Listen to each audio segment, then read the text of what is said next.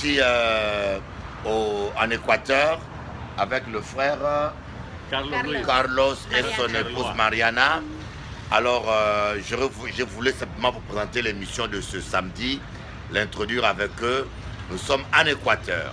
Saludos de Ecuador, los queremos mucho. Bonjour. Bonjour, bonjour. Bonjour Guadeloupe. Bonjour. Ok, à bientôt. Comme chaque fois, on m'accompagne à Chile. Bien, pasteur, j'ai passé une semaine totalement bénie. Une fois de plus avec vous, je vous présente ce programme Lève-toi et resplendis.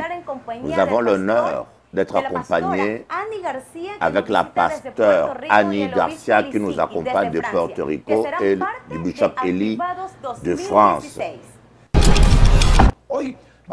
Aujourd'hui, nous allons parler c'est que l'activité 2016. Que Dieu te bénisse. Je suis content d'être avec vous et nous allons passer un temps merveilleux. Je ne parle pas parfaitement espagnol, mais je sais que si tu viens, tu vas expérimenter ton miracle. L'onction de Dieu va activer ta foi. Tu vas expérimenter ce que Dieu est capable de faire. Notre Dieu est capable. Il n'y a pas de situation difficile devant notre Dieu. Il n'y a pas de situation compliquée devant notre Dieu. Parce que Jésus-Christ est le même éternellement. Gloire à Dieu. Il n'y a rien que Dieu ne peut faire. Nous allons prier pour chacun de vos besoins.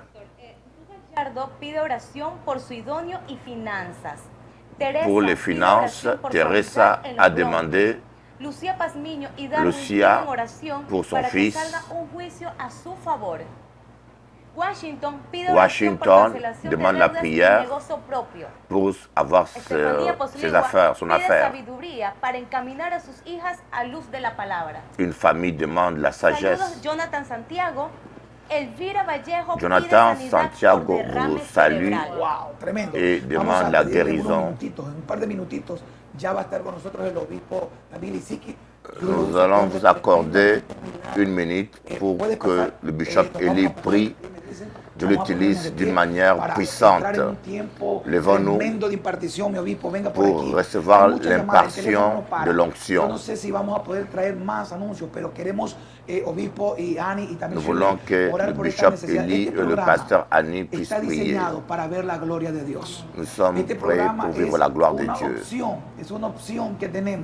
C'est une option que nous avons dans ce programme pour que les gens puissent recevoir leur miracle dans ce programme.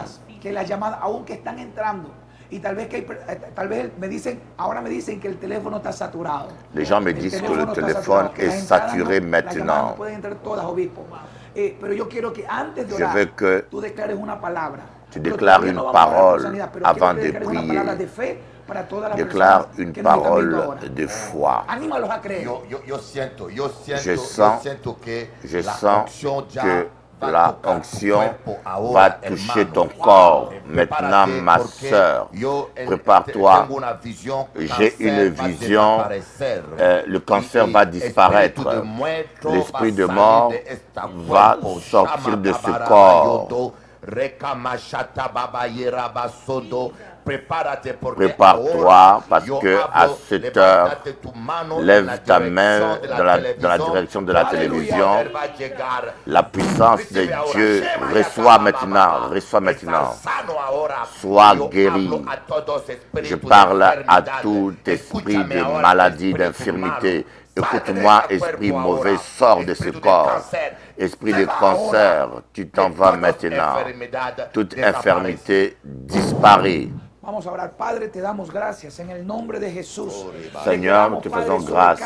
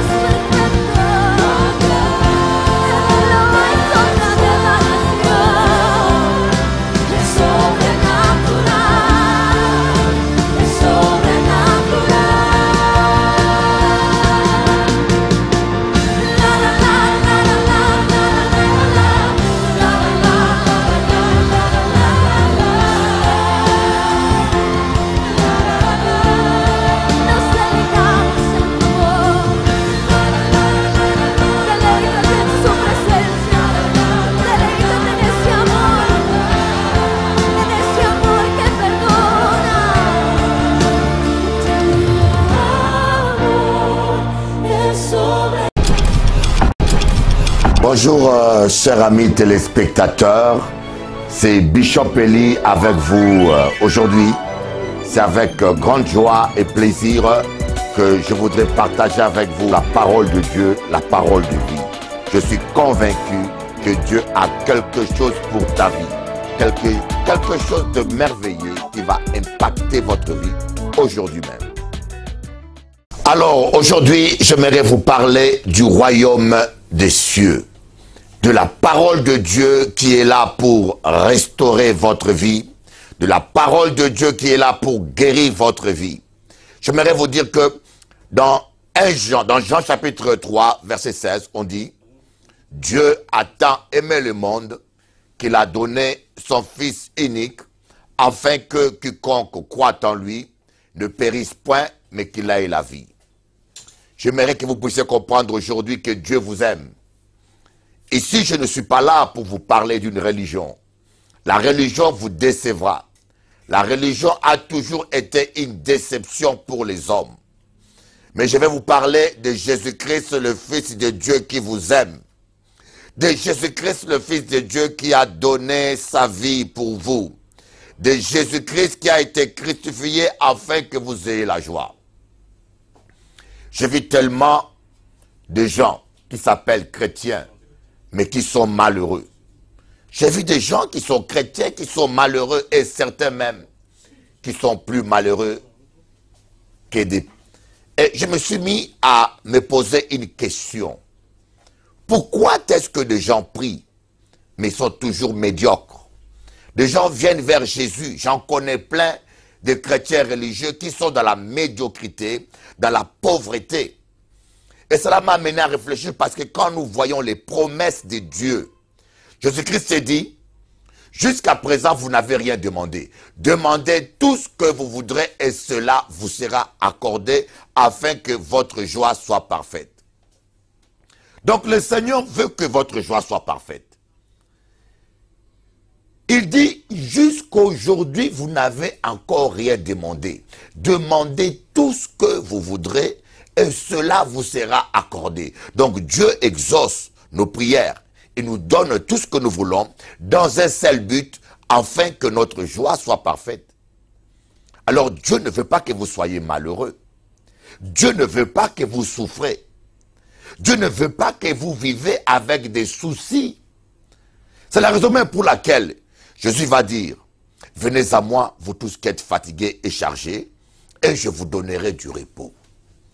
Pourquoi promet-il le repos? Parce qu'il veut que vous ayez la joie de vivre. Et j'aimerais vous dire quelque chose, peut-être qu'on ne vous a pas dit. Si vous n'avez pas la joie, si vous n'avez pas la paix dans votre vie, sachez qu'il y a quelque chose qui ne va pas. J'aimerais répéter cela. Moi, qu'à répéter ça, si vous n'avez pas la joie, si vous n'avez pas la paix et que vous êtes chrétien, comprenez que quelque chose ne va pas. Vous savez, lorsque vous avez la fièvre, ou lorsque votre enfant a la fièvre, qu'est-ce que vous faites? Vous prenez un thermomètre et vous mettez sous sa main, sous son bras, et vous mesurez la température. Dès qu'il fait 30 degrés de fièvre ou 29 degrés, vous vous dites, l'enfant a un problème. La température n'est pas normale, il y a quelque chose qui ne va pas. C'est la même chose pour un chrétien. Lorsqu'on prend la Bible, le thermomètre divin, on le met dans votre vie. Et lorsqu'on regarde la température spirituelle que vous avez, on voit qu'il n'y a pas la joie, il n'y a pas la paix dans votre vie. Alors, j'aimerais vous dire, quelque chose ne va pas. Pourquoi? Parce que David a dit, lorsqu'on tourne les regards vers l'Éternel, on est rayonnant de joie. Dans le psaume, on dit, lorsqu'on tourne les regards vers l'Éternel, on est rayonnant de joie. Et la parole de Dieu va encore dire quelque chose d'exceptionnel. Dans le psaume 23, David va dire, le bonheur et la grâce m'accompagneront tous les jours de ma vie. Est-ce que tu peux comprendre ce que je dis? Le bonheur et la grâce m'accompagneront tous les jours de ma vie. Ce n'est pas toi qui vas chercher le bonheur. Tu vas quitter le Congo pour émigrer, prendre les risques que tu puisses te noyer à la mer Méditerranée. Ou bien tu vas quitter les Antilles pour chercher le travail à Paris. Non, c'est le bonheur qui va te chercher. Le bonheur va te chercher comme Milou cherchait Tintin. Lorsque l'Éternel sera ton berger, le bonheur et la grâce. Alors pose-toi la question, est-ce que tu es heureux? Je ne parle pas de tous ces faux sourires mécaniques et religieux que nous avons dans les églises. Parce que je peux vous dire que je connais beaucoup de chrétiens malheureux. Dans l'église, même des pasteurs malheureux, j'en connais tellement. Des pasteurs qui n'ont même plus l'envie de vivre. Mais qu'ils mettent une veste avec une Bible, qui ont un grand sourire. Mais tout ça, c'est de l'apparence. Mais quand ils se retrouvent seuls, quand tu te retrouves seul dans ta chambre secrète, les larmes coulent. Tu dis, mais que c'est dur le ministère, que c'est dur la vie. Vous avez l'impression que vous avez le poids du monde entier sur votre tête. Mais David a dit, l'Éternel est mon berger. Il arrive dans la conclusion, le bonheur et la grâce m'accompagneront tous les jours de ma vie. Et ma question est ceci, est-ce que vous êtes heureux? Vous allez prier, vous êtes un chrétien, vous êtes un pasteur, vous êtes un grand bishop, un apôtre international. Tout ça, c'est des titres. Mais regarde-moi en face, est-ce que tu es heureux? Si tu sens que tu n'es pas heureux, commence par te remettre en question. Assis-toi. Arrêtons tous ces cinémas, toutes ces mascarades religieuses. Assis-toi et regarde ta vie parce qu'il y a un problème qui ne va pas. C'est comme une voiture. On vous donne une voiture qui roule bien. Un matin, vous venez, vous démarrez la voiture, ça ne démarre pas. Qu'est-ce que vous faites? Vous sortez de la voiture, vous ouvrez et vous regardez le moteur pour voir qu'est-ce qui ne va pas parce que la voiture roule bien. C'est un peu ça. Quand vous vous réveillez le matin, vous n'avez pas la joie de vivre. Hein? On dit, ah, mais nini. Yo oza pasteur. Tu es un pasteur, tu es un chrétien, tu es une choriste, mais tu te réveilles le matin et te dis, mais pourquoi le soleil s'est levé ce matin? Tu aurais voulu tellement dormir, que le sommeil continue, tellement que tu es malheureux. Tellement que vivre pour toi c'est difficile. Mais j'aimerais vous dire que quand vous arrivez dans un tel état, dites-vous qu'il y a un problème. Pourquoi? J'aimerais encore vous donner un autre verset qui vient appuyer ça. Voyez, Paul dit, le royaume des cieux, ce n'est pas le manger, le boire. Voyez, en un mot, le royaume des cieux, ce n'est pas les pratiques religieuses. Le royaume des cieux, c'est la joie, la paix, hein, la joie, la paix par le Saint-Esprit. La joie et la paix par le Saint-Esprit. Donc si quelque part, vous ne sentez pas la joie, mais le royaume n'est pas en vous, il y a un problème. Vous êtes quelque part décalé de la réalité. Parce que j'aimerais vous prouver que bibliquement, un chrétien doit être joyeux. Bibliquement, un chrétien doit être prospère. Je ne prêche pas l'évangile de la prospérité comme disent certains. Mais je ne crois pas que Dieu a envoyé quelqu'un pour vivre dans la médiocrité, dans la pauvreté. Je ne crois pas que Dieu a envoyé quelqu'un. Lisez la Bible, partout Dieu appelle, il appelle un homme ou une femme, il lui promet le bonheur. Il dit à Abraham, quitte ta famille, quitte ta patrie et suis-moi. Quitte ta famille, quitte ta patrie et suis-moi. Je rendrai ton nom grand. Moi j'aime ça. Un Dieu grand qui rend ses enfants grands. À quoi sert-il de connaître un grand Dieu pour vivre avec des petites choses? À quoi sert-il de marcher avec un grand Dieu pour réaliser que des petites choses? Il faut comprendre que David avait compris ça. Il a dit, mon Dieu est grand. C'est pour ça qu'il a dit, avec l'Éternel, nous ferons des exploits. Avec l'Éternel, nous ferons des exploits. Donc même les païens s'assoient. Qu'on appelle exploit. Exploit, c'est quelque chose qui est palpable et indiscutable devant tous les gens. Même les païens vont dire, mais ah, cet homme-là, il a rencontré Dieu. Mais quelque chose a changé. Vous allez marquer votre génération. Vous allez marquer votre temps. Et des hommes ordinaires qui ont un grand Dieu extraordinaire marquent leur temps. Le Seigneur te veut joyeux. Le Seigneur te veut dans la paix. Le Seigneur veut que tu ne manques de rien. Mais qu'est-ce qui se passe? Pourquoi tant de misère, tant de malheur, tant de souffrance, tant de médiocrité dans la vie des gens qui prient aujourd'hui? La prière, c'est bien. Tu peux prier toute la nuit. Moi, j'ai vu des gens qui prient toute la nuit. Et le matin, ils vont faire la bagarre. J'ai vu des gens qui prient toute la nuit. Hein? Des pasteurs, quand ils prêchent, vous dites, mais nous tous, on ira en enfer, sauf lui. Et demain, vous apprenez qu'il sort avec la femme de son diacre. Donc, les pratiques religieuses, c'est pas ce que Dieu regarde. Mais Dieu regarde l'obéissance. L'obéissance vaut plus que les sacrifices. Une seconde d'obéissance vaut mieux 40 jours de jeûne.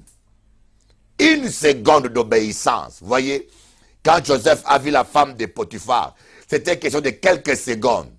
Joseph a pris la fuite. Et cette obéissance-là a permis à Dieu d'accomplir sa parole dans sa vie. Mais ce qui nous arrive souvent, nous prions beaucoup, nous jeûnons beaucoup, nous prêchons bien, nous faisons tout ce qu'il faut faire, nous faisons toutes ces choses-là. Mais en réalité, il n'y a pas d'obéissance dans nos vies. Vous voyez, il y a différentes formes de péché. Ce n'est pas ce que nous allons discuter aujourd'hui, mais j'aimerais vous dire, des fois nous pensons que notre vie est en règle, alors qu'elle n'est pas en règle. Un pasteur m'a dit, mais Bishop Eli, je ne comprends pas. Je sers Dieu. Je ne sors pas avec des femmes, je ne bois pas ceci, je ne m'enivre pas, mais je ne comprends pas, je sens qu'il y a un blocage. Je sens qu'il y a un blocage. Vous voyez? Il y a des péchés que nous commettons, consciemment parfois, ou des fois inconsciemment, quand j'appelle des péchés directionnels. Tu peux noter ça, hein? C'est un terme sûrement que tu n'as jamais entendu parler. Écris un peu ça, péché directionnel. Ce sont des péchés qui consistent à ne pas obéir à la voix du Saint-Esprit. Le matin, vous voulez voyager, il y a un problème qui vous attend par exemple sur le chemin. Le Saint-Esprit te dit prie et tu refuses de prier. Parce que tu refuses de prier, d'obéir au Saint-Esprit, tu pèches. Le Saint-Esprit te dit écoutez, va vivre à Paris. Moi, j'étais en Guadeloupe, j'avais ma villa en Guadeloupe, mon ministère s'est installé en Guadeloupe. Lorsque le Saint-Esprit m'a dit, quitte la Guadeloupe, va commencer une autre œuvre à Paris. Et j'ai obéi, et j'ai compris qu'il fallait obéir. Maintenant, je fais 2 semaines en Guadeloupe, 2 semaines à Paris, tous les mois, 2 semaines en Guadeloupe, 2 semaines à Paris, et 1 semaine dans un pays d'Amérique latine. Oui, l'obéissance à la voix du Saint-Esprit, c'est ce qui fait la différence. Et lorsque vous n'obéissez pas à la voix du Saint-Esprit, mes amis, vous êtes simplement en train de vous exposer. De vous exposer. Regardez l'histoire du jeune prophète et du vieux prophète. Le jeune prophète n'a pas pris la femme de son voisin. Le jeune prophète n'a pas volé les offrandes de l'église comme on le voit souvent aujourd'hui. Le jeune prophète n'a pas pris la femme de, je ne sais pas, il n'a pas fait de bêtises. Il était obéissant en ce qui concerne la loi. Mais il a péché en désobéissant à des directives divines. Dieu lui a dit, tu ne reprendras pas le chemin, tu ne retourneras pas par le chemin par lequel tu vas aller. Et il est allé voir le vieux prophète, le Saint-Esprit l'a utilisé avec puissance, il y a eu des miracles extraordinaires. Mais lorsqu'il a commencé à parler avec le vieux prophète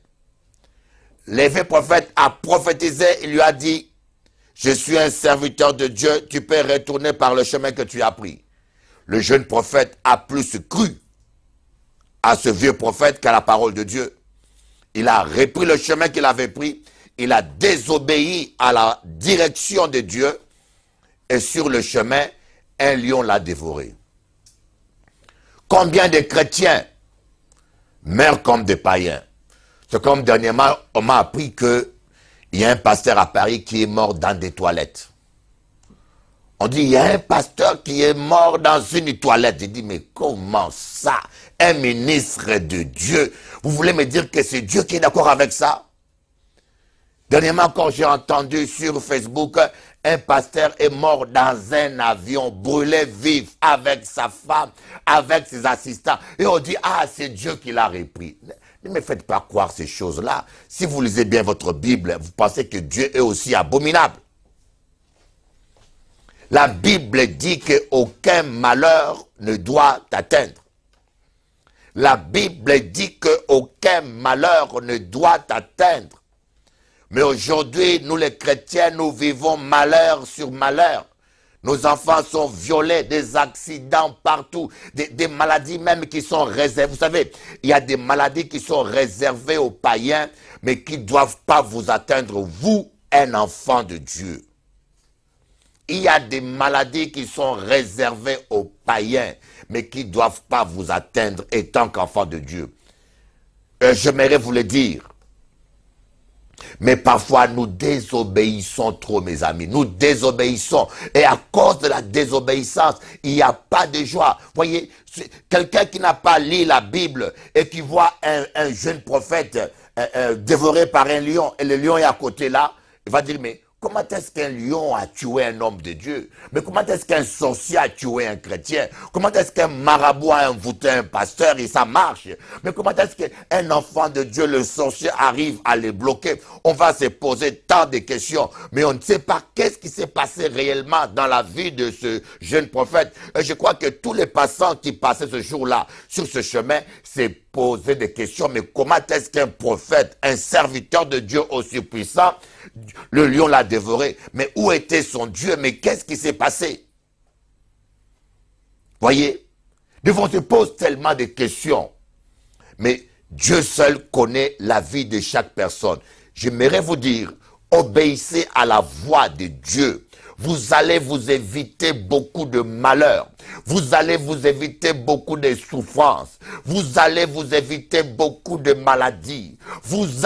Aucun malheur va vous atteindre si vous obéissez à la directive de Dieu. Et lorsqu'on dit que celui qui est à l'ombre du Tout-Puissant, il est à l'abri du Très-Haut. Mais c'est quoi l'ombre du Tout-Puissant? C'est la parole de Dieu, c'est les directives de Dieu. Lorsque le Saint-Esprit vous donne des directives, même à minuit, lorsque le Saint-Esprit vous dit « réveille-toi et prie », réveille-toi et prie. Lorsque nous obéissons vraiment au Saint-Esprit, croyez-moi, aucun malheur ne peut vous atteindre. Dieu va donner des ordres à ses anges de te porter sur leurs mains, de peur que ton pied ne heurte une pierre. Imaginez-vous un peu. Dieu va donner des ordres à ses anges de te porter dans leurs mains, de peur que ton pied ne heurte une pierre. À combien plus forte raison ta voiture? À combien plus forte raison ta santé? À combien plus forte raison tes finances?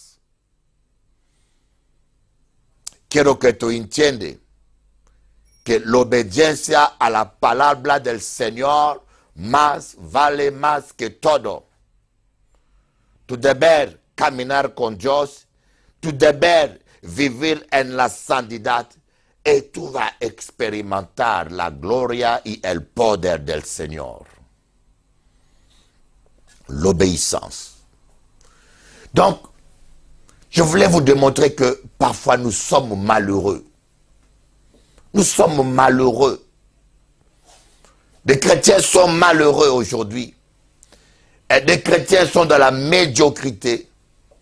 Des chrétiens, vous savez, Dieu n'appelle pas tout le monde à être millionnaire.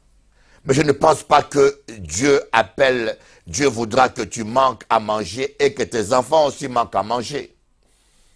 Quand vous êtes un homme de Dieu, un homme de Dieu veut dire un employé de Dieu. Voyez, un homme de Dieu veut dire un employé de Dieu. Lorsque Dieu vous a embauché, lorsque Dieu vous a pris, lorsque Dieu vous a appelé à le servir, Dieu s'occupe bien de ses serviteurs. Et lorsque vous voulez me faire croire que vous êtes réellement un serviteur de Dieu et que vous n'avez pas à manger et que votre enfant meurt de faim et que votre femme même meurt de faim, pose-toi la question si vraiment tu es un serviteur de Dieu. Parce que Dieu est un bon employeur. Et Dieu est un bon employeur, il s'occupe bien de ses serviteurs. Et le problème, c'est que beaucoup de serviteurs, beaucoup de chrétiens, beaucoup de ministres de Dieu ne vivent pas dans l'obéissance à la parole de Dieu, ne vivent pas à l'obéissance aux directives du Saint-Esprit. Beaucoup de gens vivent comme ils veulent, ils font ce qu'ils veulent, ils conduisent leur vie comme ils veulent, ils vivent dans la débauche, ils ne craignent pas Dieu et après, ils vivent des problèmes graves dans leur vie. Écoutez bien ce que j'aimerais vous dire. Si vous manquez de joie, si vous manquez de paix dans votre vie, remettez-vous en question. Allez devant la face de Dieu. Et vous dites, vous savez, même le manque, être angoissé, quand vous avez peur, quand vous vivez dans la peur, c'est que vous manquez confiance à Dieu. Quand vous avez confiance en Dieu, quand vous croyez en Dieu, ne pas avoir confiance à Dieu est un péché. Douter de la parole de Dieu, le doute est un péché. Et nous avons beaucoup de chrétiens qui vivent dans l'angoisse, dans le stress, simplement parce qu'ils doutent de la parole de Dieu, parce qu'ils doutent de la fidélité de Dieu, et parce que lorsqu'ils voient les circonstances difficiles qui arrivent, lorsqu'ils voient des moments difficiles dans leur vie, ils commencent à douter de la présence de Dieu, à douter de la paix de Dieu, à douter de la fidélité de Dieu. Moi, quand Dieu ça, la joie, c'est pour toi. Jésus, il t'aime. La Bible dit que Dieu a tant aimé le monde. J'aimerais dire, à la place du monde, mets ton nom. Dieu a tant aimé Bishop Eli. Moi, j'aime me parler à moi-même. Dieu a tant aimé Bishop Eli. Et vous savez, quand vous comprenez la dimension de l'amour de Dieu, vous n'allez pas courir derrière l'amour des hommes. Vous n'allez pas courir derrière l'appréciation des gens. Parfois, ce que Dieu apprécie, les hommes n'apprécient pas. Ne cherchez pas à être apprécié par des hommes. Ne cherchez pas à être acclamé par des hommes. Cherchez à plaire à Dieu. Comme dit l'apôtre Paul, si nous cherchons à plaire aux hommes, nous ne sommes pas serviteurs de Dieu. Dieu a tant aimé la personne que tu es. Quelle que soit ta race, indien, noir, blanc, jaune. Vous savez, il y a des pays où quand vous naissez avec une certaine couleur, vous avez la garantie de l'ascension sociale.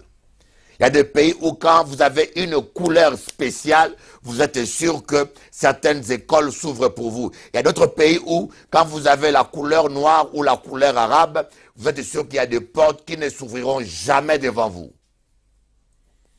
J'aimerais te dire, quelle que soit ta couleur, quel que soit ton sexe, quelle que soit ta race, quelle que soit ton origine sociale, j'aimerais te dire, il y a quelqu'un qui t'aime. Et il y a quelqu'un qui t'aime comme personne ne pourra jamais t'aimer. C'est Dieu. Dieu a tant aimé le monde qu'il a donné son Fils unique, afin que quiconque, j'aime ce mot-là, quiconque, indien, arabe, nègre, jaune, afin que quiconque ataba boakayo, ataba sundolayo, likambute, quiconque wanagaga, afin que quiconque croit en lui ne périsse point, qu'il ait la vie. Et ce n'est pas n'importe quelle vie, hein. Ce n'est pas la vie où tu vis comme un esclave.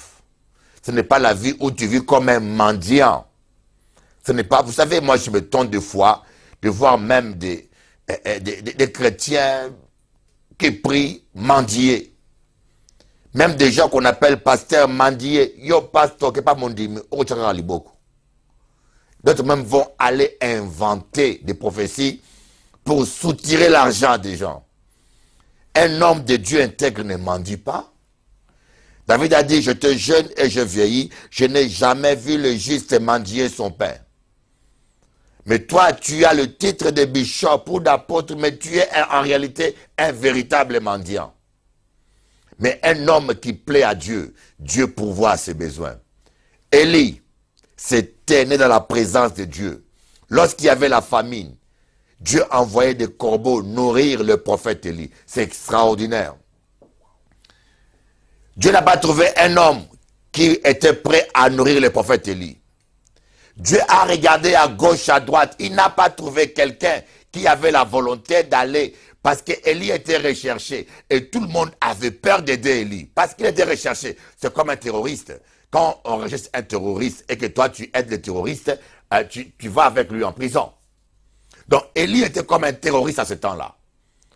Il était recherché. Et tout le monde avait peur de nourrir Élie.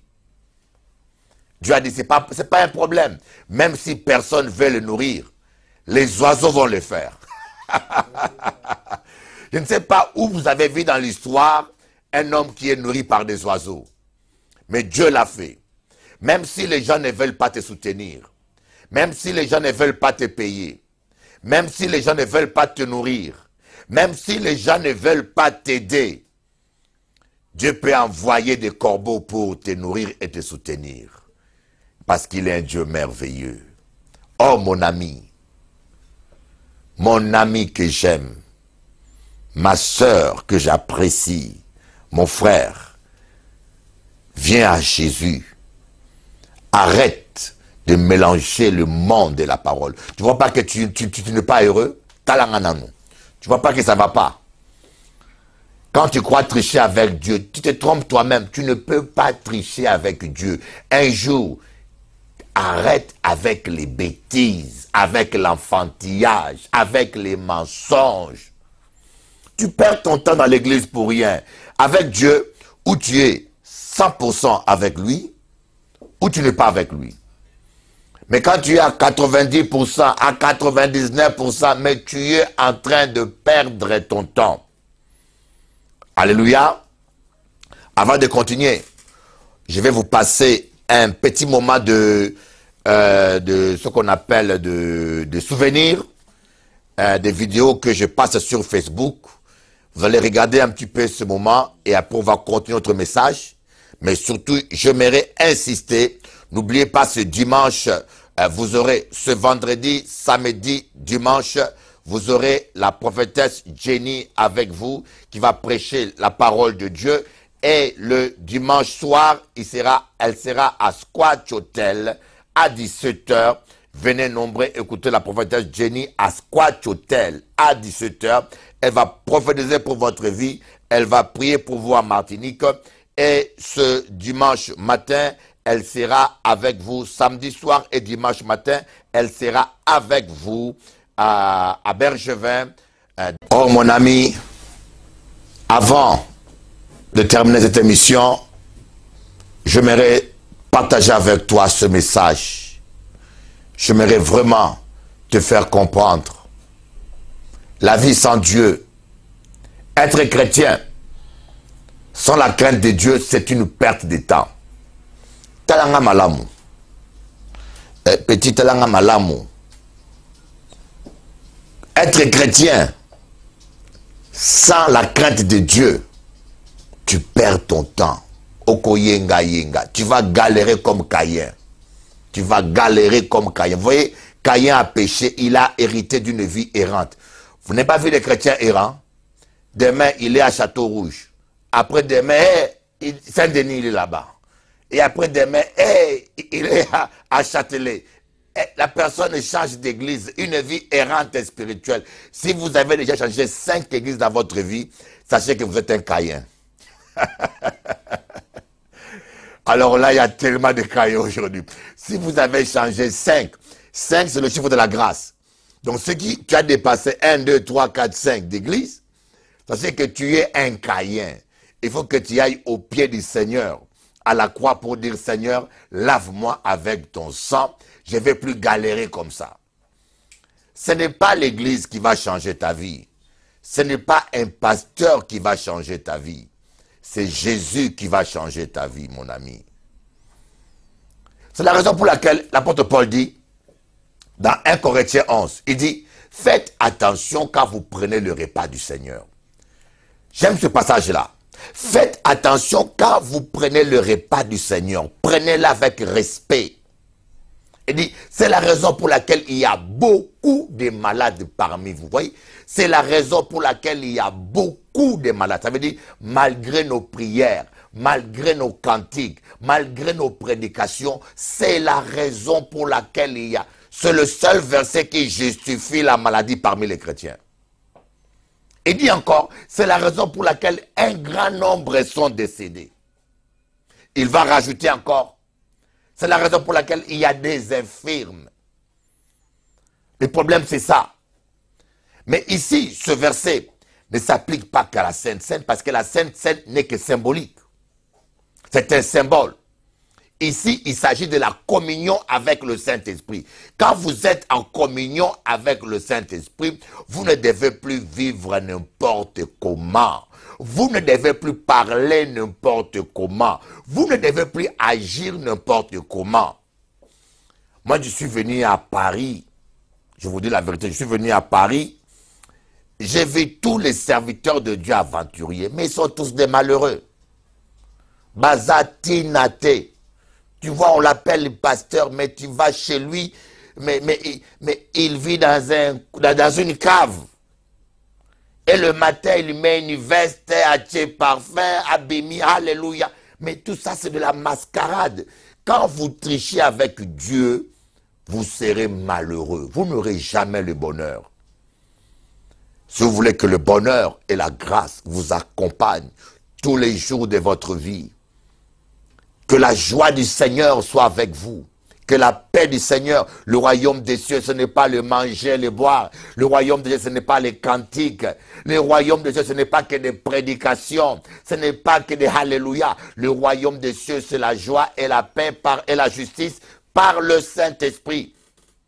La joie et la paix et la justice par le Saint-Esprit. Donc quand le Saint-Esprit vient en vous, il met la joie. Quand le Saint-Esprit vient en vous, il met la paix. Il y en a qui pensent que lorsqu'ils vont trouver une femme, ils vont trouver le bonheur. Oh, il y a des femmes, surtout dans nos églises, qui pensent que lorsqu'il aura un mari, il aura le bonheur. Mais combien sont mariés, ont divorcé aujourd'hui? Il y en a même qui sont mariés, qui prient pour que leur mari meure.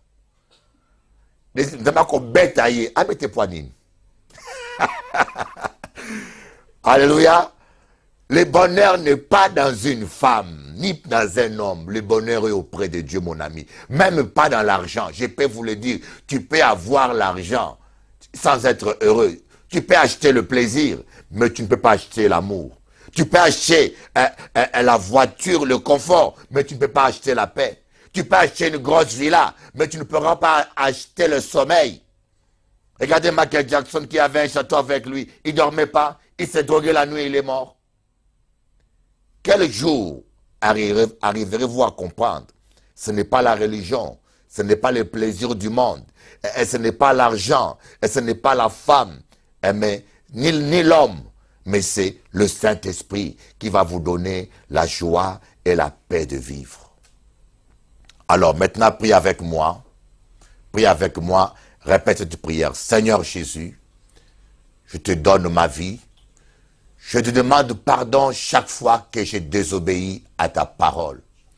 Maintenant, je prends l'engagement ferme de te craindre et de marcher dans la crainte de l'Éternel. Je prends l'engagement ferme d'être chrétien à 100% et je déclare la guerre infernale contre le péché. Je veux faire tout ce qui est possible, comme dit l'apôtre Pierre. Je veux faire tout ce qui est possible pour m'efforcer à entrer par la porte étroite et resserrée et vivre dans l'obéissance. Au nom de Jésus-Christ, le Fils de Dieu. Amen.